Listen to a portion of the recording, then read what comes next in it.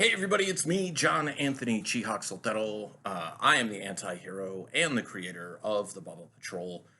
Um, I guess just kind of like a vlog.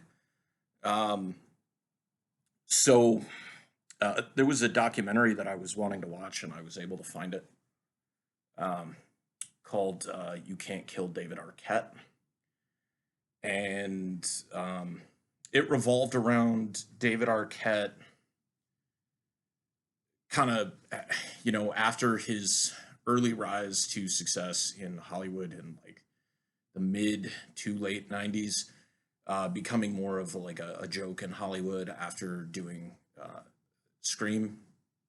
And then, of course, becoming a joke in professional wrestling and becoming hated in professional wrestling because WCW booked him to win their world title in 2000 to co-promote a movie that they were producing called Ready to Rumble. Ready to Rumble is one of those movies that I find fascinating. It's one of those movies that like I can watch pretty much any time because it's a feel good movie. In part because it's, and I say this with love, it's so stupid. Like there's not really like a good plot. It's not, in a way, it's kind of a redemption story, but it's done so over the top comedically. Like it's very wrestling. It's very carny. Um, and for those of you who know, like wrestling is something that I love. Um, I don't watch a ton of current wrestling just because like I don't have the WWE network. I don't subscribe to Fight TV.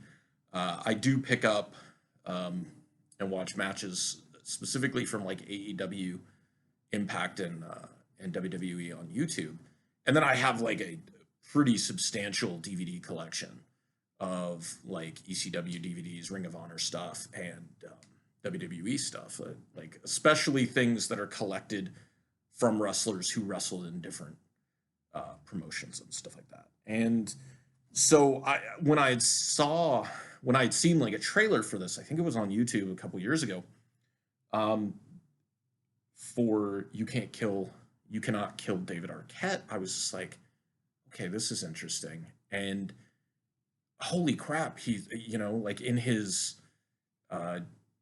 40s, this guy is basically becoming a wrestler for the first time. And there are people who do that, but I didn't know how serious it was. And then they showed like a couple of really quick clips from like his death match with Nick Gage and in training in Mexico and stuff like that. Um, and then kind of the real world implications of who he is, like where he is mental health wise and belief in himself and stuff like that. And I kind of like doing this as a response or a reaction to that uh, documentary because um, it was both inspiring, but it was also very powerful because there's the conversation that he has with his wife, and she's like, "Why are you doing this? Why? Like let it go." And from a concerned family standpoint, I can see that. It's just like, okay, that was 15 years ago when he starts wanting to do this again, and um, just from a health and a safety standpoint, because he had he was a lot of mental health issues, a lot of health issues, where during the documentary they're talking about how he had like stents put in his heart, and then he's on like a good amount of blood thinners, which if you know anything about blood thinners, like you can bleed internally pretty easily from those, I guess. Um, but he still decides to take this path, and I'm watching it, and I was like, this guy has kids and a wife. And other than the fact that he has this need to um, be respected and looked at not as a joke anymore, in the industry and amongst people that he respects, you just look at it from an objective side of things and you're like, wow, you've got so much going for you. Why would you chance that? Why would you risk um, life and limb to do these things. I mean, he's financially he's set. Like there's not really a question about that. But the topic came up like he has a lot of past trauma that he was dealing with. He has a lot of mental health issues, which led to a lot of substance abuse issues, but also led to that need for acceptance and respect and love from people who didn't love and respect and accept him. So there's a big part of that I see with myself. Somebody might say, like, why are you trying to do comic books at age 43? The difference being that I was doing them at age 26, 27. Comic books isn't a physical form of expression in the way that, like, I'm going to potentially physically get hurt doing this. Like, it might affect my eyesight. It definitely affects your posture while you're sitting at your desk, doing this. It'll mess up your wrist, because you're drawing all the time or whatever. But it's not going to give me heart failure, because I need to do steroids or drugs to, deal with the pain. I'm not going to be cramped in a tiny little car traveling city to city to get a really crappy payday. And I'm not going to be taking, bumps where my body is at risk each day. And I'm not putting my well-being in the hands of somebody else that I don't really know. There's a code in wrestling. You're supposed to take care of that person across the ring from you. You're supposed to take care of the referee in the ring with you. But at the same time, you can drop somebody and it's not intentional. You can get pissed off at somebody in the ring. They can get pissed off at you. People who just take liberties with others. They don't really care because, other than this, they don't have anything else going for them. And there's no, like basically all they have is their reputation and their name and stuff like that. And they don't look at it in any other capacity. It's not being used as a way to propel you or whatever, but that's true in a lot of industries. That's not exclusive to wrestling. So I'm watching this documentary and, a lot of it is, staged where they're standing on the rocks, in Mexico when he gets ready to leave and maybe some of the training as well. The meeting with Diamond Dallas Page where DDP is just like, I don't know if it was a rock or like a giant like root from a tree that he's down in child's pose. it was a documentary, but it was very theatrical in the way that it was shot. So kudos to them on that. And actually, his wife was one of the producers on the documentary. But ultimately, the message is very, very clear. I always viewed being an adult as having a job that you didn't really want to go to. Kind of being beaten down by life and not necessarily being angry or physically broken down, but like you do what you have to do because that's just what it means to be an adult. Like you don't really have a say in the matter. Like, yeah, there's these like 1% people over here who are playing professional sports or acting or whatever. But that might not be what they really want to do either. Maybe they just happen to have an aptitude for it and they trained really hard for it. And they're just like, I'm just going to ride this out. I don't really want to do this anymore. I mean, for instance, in the reverse, Dolph Lundgren, he's a really smart guy. He's got a chemical engineering degree, right? He chooses to be an actor.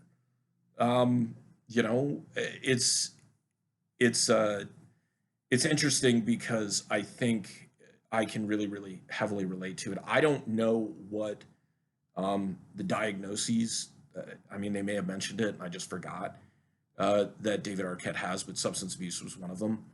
But there was very clearly like a lot of bouts of what appeared to be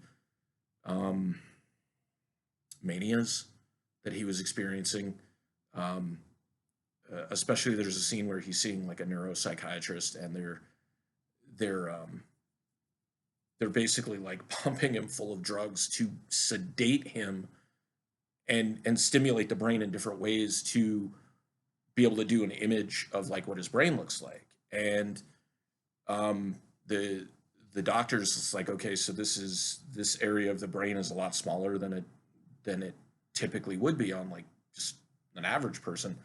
And there's a number of reasons for that. And he lists some of them, and some of them are trauma, some of them are like blunt force head trauma, being in a car accident, taking, a number of chair shots, which he hadn't really done at that point. Um, and, um, sometimes it just naturally happens.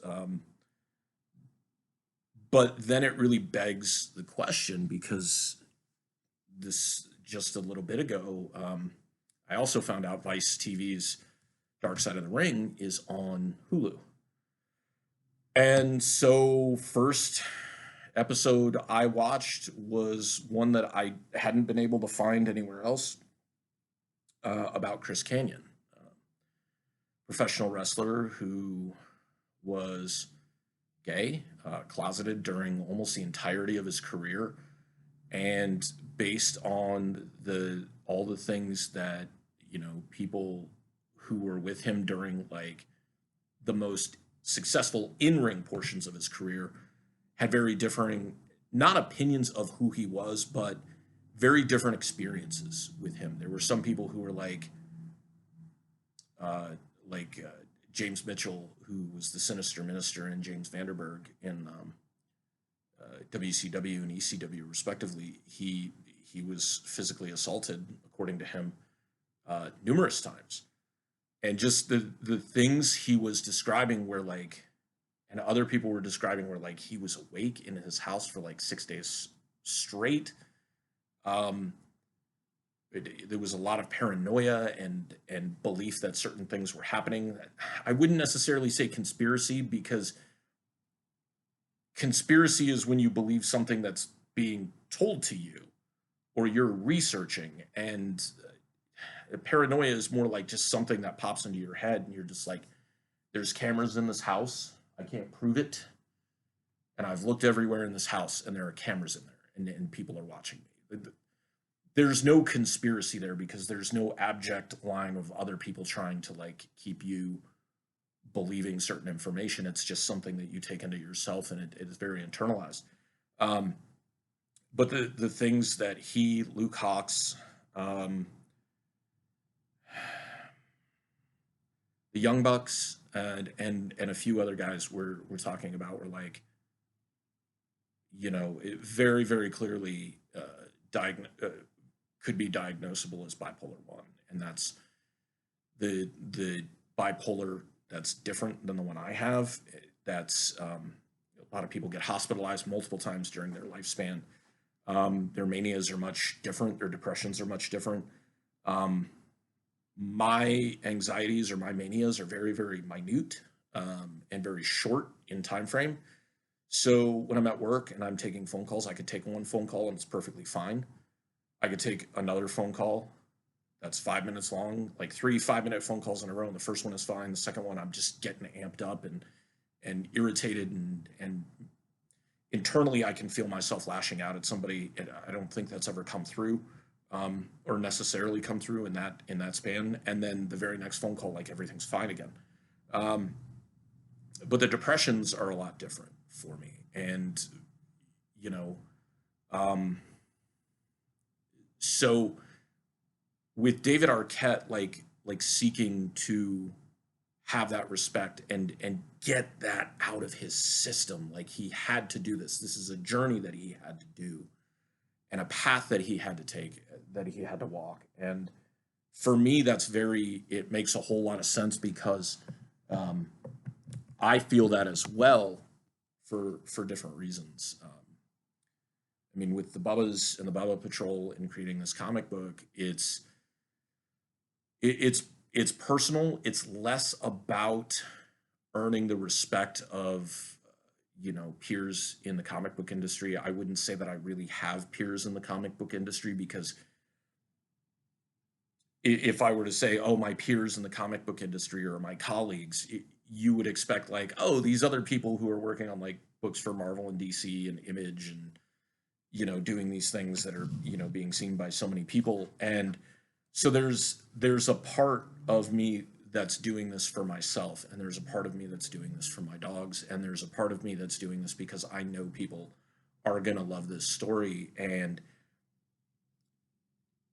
it's time for some sort of a change in how I create, and also like a change in the comic book industry that's been coming for years, which is the re-advent of the independent scene. And so like a lot of people say that the indie scene was really propagated and started by Image, when they started in 92, 93, when guys like Valentino and Silvestri and McFarlane and Lee and Liefeld and Portasio all jumped ship and started their own company because they wanted to have creative control. They wanted to have rights to their creations and stuff like that. And I'm like, yeah, I get that, because my initial concept was with the Nash and Agnew character, I wanted them to join the Marvel Universe in the midst of the hunt for Charles Xavier following the Onslaught issue, and didn't realize at the time that wasn't going to be the path I was taking, because one, those stories are planned out in advance. Doesn't feel like it nowadays, but but also that you really realize, like, I want to have control over those characters as well, and I want to be able to tell the stories that I want to be able to tell. And so then the goal became, well, we got to get to San Diego Comic-Con. And I realized, like, second. And I realized at like shortly thereafter, like, my book was so niche in terms of its content, and I'm talking about the euthanasia book, the first book that I did, that it would have been swallowed up whole at San Diego Comic-Con. And even if I had been able to get in, it would have cost me thousands of dollars to do, and that's just not a good thing to do when you already struggle with money issues. Because part of some people, back in the day, my dad used to just get really, really mad at me for my mismanagement of money and stuff like that. And now I understand more that the bipolar plays a big part in it. And it's just like, there's not a conscious effort to destroy my bank account or my credit or anything like that. It's very much a mania where you're just like, oh, I want to buy that. And and I use this term very, very precariously. There's a high that you get from winning a bid or claiming a comic book or buying an action figure. For me, for other people, it's different things, or buying different things. Searching for a movie and finding it, just like there's a euphoria that you get, but it's a very short-lived one, because you're excited while it's traveling to your home, and then you open it and you're just like, oh, this is so cool, and you set it down, and that's done. Like, that's literally done. So, for somebody who doesn't do well with planning with money and spending money and stuff like that, going to San Diego Comic-Con would be like one thing you could do maybe every 2 years, or every once a year, maybe. Or you could do like 3 or 4 cons in a year. And so it was just like, okay, that's way more feasible. Plus, like, let's build this up first. And so the first show was Phoenix Comic-Con in the Mesa Convention Center in 2008, and it went really well, which was, in retrospect, it was kind of a bad thing, because it made me think that every time was going to be like that. And of course it's not. Sometimes you have really, really bad shows, and I've had a number of those. And so I'm in the creative process, like, I've struggled, because that euthanasia book was something that I really loved and I really believed in, and the character was based on me. So I think I took that more personally, that it didn't succeed in the way I was hoping for. And then things started piling on, the depression, the anxiety got worse. The job I had was very stressful, but I didn't realize it because I was just coping by drinking. And so then the medications weren't working, so I wasn't as proactive with what I was doing, and so the work got sloppy, and and I realized I had to do something to save my life, and that was again through pro wrestling. Like I picked up the Eddie Guerrero DVDs, I picked up the CM Punk Best in the World DVD, and watching these, one guy who's never drank or done drugs in his entire life, and another guy who had all those shortcomings with, like with addiction and the need to feel fulfilled in that way, shape, and form. And so he filled it by buying things and then doing drugs and pills and stuff like that, and almost dying a couple of times, and having to rebuild up his reputation and having to earn his family back. Like he had to work for that, and he did it, and and he died way too young in terms of Eddie Guerrero, and a lot of what Punk had to deal with in the business in the big leagues, like, was that he wasn't really supposed to make it, and so that kind of cost him in a lot of respects. And he also didn't have the pull and the sway, even though he was kind of on top, to shut things down and say, no, this isn't what's going to happen, until it was too late. And he was just like, I'm done. I can't do this anymore. I'm going home and I'm not coming back. And as much as it would have been nice to see him come back, like, he chose not to for 7 years before he signed with AEW and stuff. But that part's kind of beside the point. Like, seeing these two like almost polar opposites who are great at what they do and did, is ultimately what made me question what I was doing with myself with all the drinking, and thinking, like, I got to stop this. I got to turn this around, because this is going to kill me. It literally would. So I got sober, and I then, eventually quit smoking, and found a job that worked better for me, that still allowed me to fulfill that need of being able to help people, even though I don't do particularly well with people. Like, I don't care for people all that much.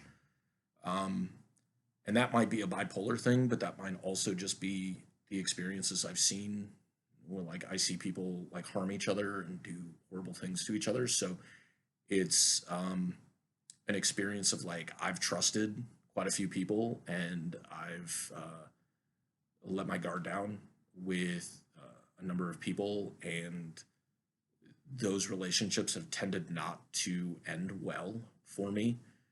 So it's very hard for me to be vulnerable about something, about myself and specifically.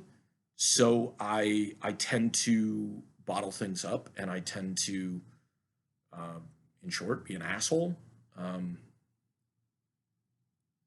But it's just one of those things. I don't really know how else to say that. But a year after getting sober, like, is when it finally clicked in my head. You gotta start working on this Bubba Patrol book. And I wrote the script, I put it down, printed it, I put it on my desk, this desk. I was just like, can't ignore it now. It's in physical form. Like, we're good to go. And then nothing. I finished it in, I think it was March or April, which was the 1 year mark for me being sober. And it just sat there, and stuff started stacking on top of it. And then, in late May, I decided to go get my PMA tattoo, positive mental attitude tattoo. And when I came home, Guri was dead. And I think, there's been a couple of moments in my life since getting sober that I would think, like, if there was going to be something that would make me start drinking again or doing something deliberately destructive, it would have been the death of Guri. Having to put Foley down, even though we knew he was sick. Like that was still a very very hard thing to have to do. Holding him in my arms, saying goodbye to him, and then in rapid succession, last year as well, losing my grandmother and then losing my aunt. Um, and none of that made me go back to drinking. I'm happy and proud to say, but it did. It. I didn't recover from Foley's death. Like I didn't bounce back from it. I didn't deal with it, and um, I think the difference between Foley's death and Guri's death was with Guri's death, I hadn't yet started everything. Like I had written the script, yeah, but I hadn't started the journey, the project, and the artwork and everything of the Bubba Patrol, and I didn't know how much it meant to me. When Foley died, we were still finishing issue 4, so that was really hard, and it took a lot to get that done. And I'm really grateful that I had Bill helping me with that. And then it took me forever to finish the inks for issue 5, and begin sending them to Bill and have him turn around and stuff and get them back to me. But issue 5 is completely finished. We're now crowdfunding it, and there's still part of me that's nervous because I know there's the general audience and the general consensus that I have that will return each time. But I want to expand that. I want everybody to see how amazing these characters are. You know, I don't want anybody to miss out on that. And so I realize that part of my shortcoming is self promotion, and getting the word out. And so I hired some consultants, and they've been working with me on my video, and they're going to help me with like push notifications for the next 2 weeks coming up, and we'll see what happens, going forward. And there's always promotion on the non-con page and the non-con show and everything, and got booked on a lot of podcasts. One that I'm going to be filming in a couple of minutes, way before you're ever going to see this. But it's one of those things that's super important to me. After issue 5, if I never do another comic book again, or even never do another Bubba Patrol comic book again, that would be really, really hard. I think something significant would have to have happened for that to be the case. But issue number 5 ends, and if that's it for the Bubba Patrol, let's just say, it's a good ending. So I'm gonna be able to take a little bit of a break emotionally from this particular project and regroup and figure out where it goes next. Because I have a bunch of stories to tell with it, but how I'm going to do that and what direction and so forth. And then some other things, some other stories that I want to tell, like maybe going back to euthanasia and telling it in a better way with the new skills that I have and the experience. And some other projects and stuff like that. So we'll see. But yeah, I mean that's just kind of how seeing that documentary about David Arquette really made me feel, because at the end he walks out and there's a fulfillment. He was, hugged by the guys in the back who no longer saw him as a joke, because he went through paces and he went on the indies and he toured and he literally sacrificed and broke himself. A lot of injuries and stuff like that to fulfill the journey that he felt he needed to do. And I think for a lot of creatives and obsessive compulsives, that's what we have to do. It's not necessarily like the destination, because the destination's not always what you want it to be. Believe me. But it's the the path that you have to walk. It's I and I hate to say it like this because I'm not religious anymore, but like I was brought up Catholic. It's the penance of that. You know, you have to carry that with you, and I don't say that in like a theological religious ideology or anything, but that is the feeling that I have. Like this is what I have to do. For me, this is being an adult. I have to do this because this is the only way I will feel whole. It's not about being broken down by a job that you hate. It is very much about having to walk a specific path to do something that makes you feel whole as a human and to makes you feel whole as yourself. And that's the best way I can describe it. And that's what this whole thing is for me. It's me being able to be me, and it's me being able to walk that path and be authentic and be real and be who I'm truly supposed to be. So that's just my thoughts, you know.